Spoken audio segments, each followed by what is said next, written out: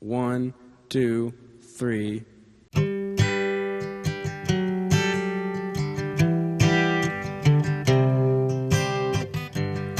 Now Warner's they are very crafty when they put their packages together. And I mean this in a very good way. If you're going to surprise me, you got to go a long way to do it. And what they did was they put on, first of all, Live at the Palladium was something that I didn't even know we had recorded, first and foremost. So that was really cool. The other thing they're really good at are the rarities, the outtakes.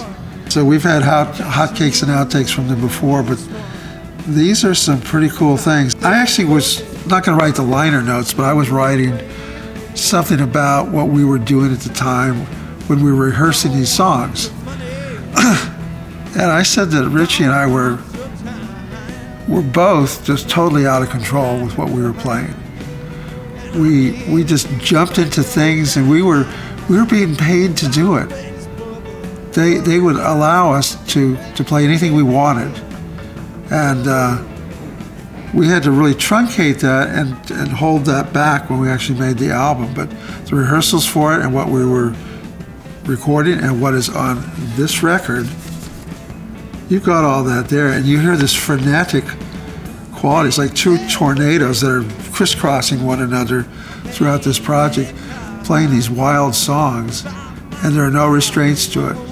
So I was sitting there laughing, listening to that. The first time I heard it, it's been a long time.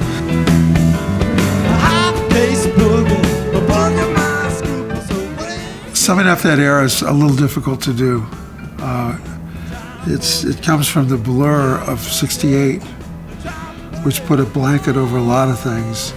And a blanket over a lot of our memories too, as to, oh, wasn't it so cool that we were all, it was free sex, free drugs, well, yeah, sure.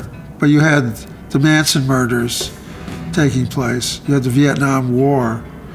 This was a dangerous era, but it was one of experimentation, as I said, because nobody trusted people.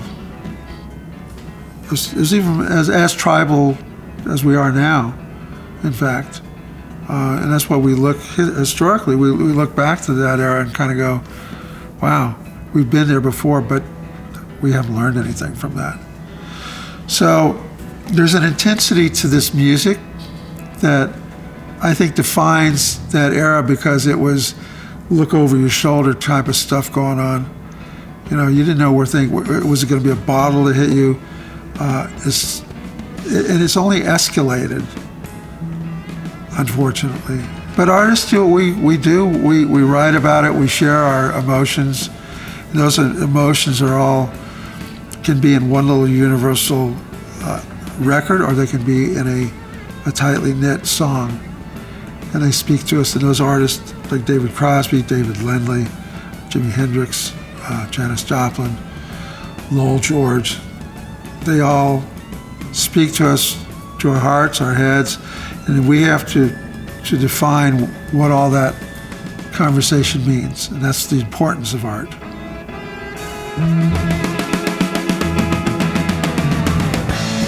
Bring up the time.